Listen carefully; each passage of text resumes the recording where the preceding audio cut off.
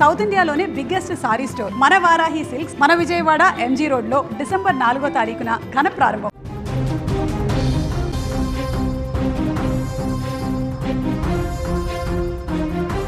గత నెలలో జరిగిన అత్యంత భయంకరమైనటువంటి ఘోర బస్సు ప్రమాద ఘటన మనందరికీ తెలిసిందే. సౌదీ అరేబియాలో జరిగినటువంటి ఘోర బస్సు ప్రమాదంలో 45 మంది ప్రాణాలు కోల్పోయిన ఘటనను మనం చూసాం. దాంట్లో 18 మంది ఒకే కుటుంబానికి సంబంధించిన హైదరాబాదీ వాసులు చనిపోవడం తీవ్ర విషాదంగా మారింది. ఈ ప్రమాద దృశ్యాలు నేటికి కళ్ళ ముందే కదలాడుతూనే ఉన్నాయి. ప్రపంచంలో ఈ యొక్క ప్రపంచంలో పెద్ద ప్రమాదం అని చెప్పొచ్చు. ఈ ప్రమాదంలో పూర్తిగా 45 మంది సజీవ దహనం అయిపోయారు.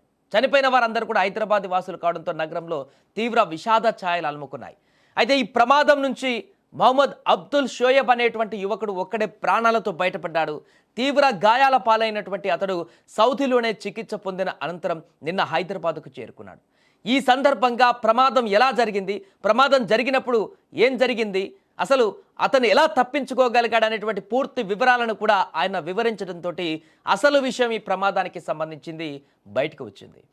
బస్సులో మదీనాకు వెళ్తున్నటువంటి క్రమంలో మూత్ర విసర్జన కోసం ఓ ప్రయాణికుడు బస్సును ఆపాలని డ్రైవర్ను కోరినటువంటి క్రమంలోనే వెనక నుంచి వేగంగా వచ్చినటువంటి ఆయిల్ ట్యాంకర్ ఆగినటువంటి బస్సును ఢీకొట్టడం వల్లే ఈ యొక్క ప్రమాదం జరిగిందన్నారు.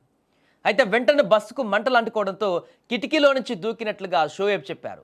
అయితే అప్పటికే తన దుస్తువులకు మంటలు అంటుకోవడం, వాటి నుంచి బయటపడేలోపే పరిస్థితి పూర్తిగా మారిపోయిందన్నారు. కళ్ళ ముందే 45 మంది సజీవంగా కాలిపోయారని, తన కుటుంబం కూడా అందులోనే ఉందంటూ తీవ్ర భావోద్వేగానికి లోనయ్యాడు అతను. అయితే ప్రమాదం జరిగినటువంటి సమయంలో డ్రైవర్ సీటు పక్కనే కూర్చోవడంతో ప్రమాదం నుంచి తప్పించుకోగలిగానంటూ షోయబ్ చెప్పుకోవచ్చాడు. సో అలాగే గత నవంబర్ 9న హైదరాబాద్లోని పలు ప్రాంతాలకు చెందినటువంటి 54 మంది ఉమ్రా యాత్రకు బయలుదేరారు. తొలుత జడ్డాకు చేరుకొని 10న మక్కాకు వెళ్లారు. ప్రార్థన అనంతరం చుట్టుపక్కల ప్రాంతాలలోని పవిత్ర స్థలాలను కూడా సందర్శించారు. నవంబర్ 10 నుంచి 16 వరకు అక్కడే ఉన్నారు. అనంతరం అదే రోజు రాత్రి బస్సులో మదీనాకు బయలుదేరాలని అనుకున్నారు. వారిలో 8 మంది పలు కారణాలతో ఆ యొక్క ప్రయాణాన్ని వాయిదా వేసుకోగా మిగతా 46 మంది బయలుదేరారు.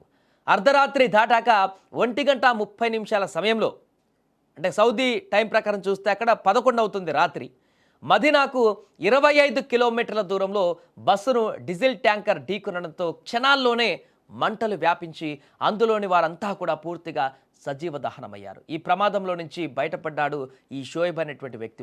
ఒక్కడి ప్రమాదం నుంచి బయటపడ్డాడు. ఇప్పుడు అతను హైదరాబాద్కి చేరుకున్నాడు. కాబట్టి అసలు ప్రమాదం ఎలా జరిగింది, దాని ముందు ఏం జరిగింది, ప్రమాదం తర్వాత ఎలాంటి పరిస్థితులు అక్కడ ఏర్పడ్డాయి అని ప్రత్యక్షంగా చూశాడు. కాబట్టి దానికి సంబంధించిన వివరాలు ఇప్పుడు వెల్లడించడం జరిగింది. పూర్తి భావోద్వేగానికి గురవుతున్నాడు. తన కళ్ళ ముందే 45 మంది చనిపోయినటువంటి దుర్ఘటనను చూసి, అదేవిధంగా తన కుటుంబం కూడా దాంట్లో కాలిపోతున్నటువంటి పరిస్థితులను గుర్తు తెచ్చుకుంటూ కన్నీటి పర్యాంతం అవుతున్నటువంటి పరిస్థితులు ఏర్పడ్డాయి. అతనికి వచ్చి ఇక్కడ మాట్లాడడం జరిగింది మీడియాతో.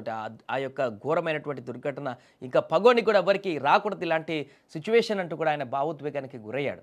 ఒక వ్యక్తి అక్కడ మూత్ర విసర్జన కోసం బస్సును ఆపమని కోరిన సందర్భంలో అక్కడ బస్సు ఆగడం చేత వెనక నుంచి వచ్చినటువంటి ఆ యొక్క ఆయిల్ ట్యాంకర్ అతివేగంతో వచ్చి ఆ యొక్క బస్సును ఢీకరణతోటి యొక్క ఘోర దుర్ఘటన చోటు చేసుకుంది. మొత్తం ఒకే కుటుంబానికి సంబంధించిన వారు 18 మంది మృతి చెంది ఆ కుటుంబాన్నే పూర్తిగా నామరూపాలు లేకుండా చేసినటువంటి దుర్ఘటనగా మారింది. ఇది మన రాష్ట్రంలోనే కాదు, దేశవ్యాప్తంగా చాలా విషాదకరంగా మారింది యొక్క దుర్ఘటన. చాలామంది కుటుంబాలను కూడా ఆవేదనకు గురి చేసింది. అయ్యో పాపం, ఒకే కుటుంబానికి సంబంధించిన 18 మంది 3 తరాల ప్రజలు ఉన్నారు దాంట్లో. ఆ కుటుంబానికి సంబంధించిన వారు 3 తరాల మనుషులు ఉన్నారు.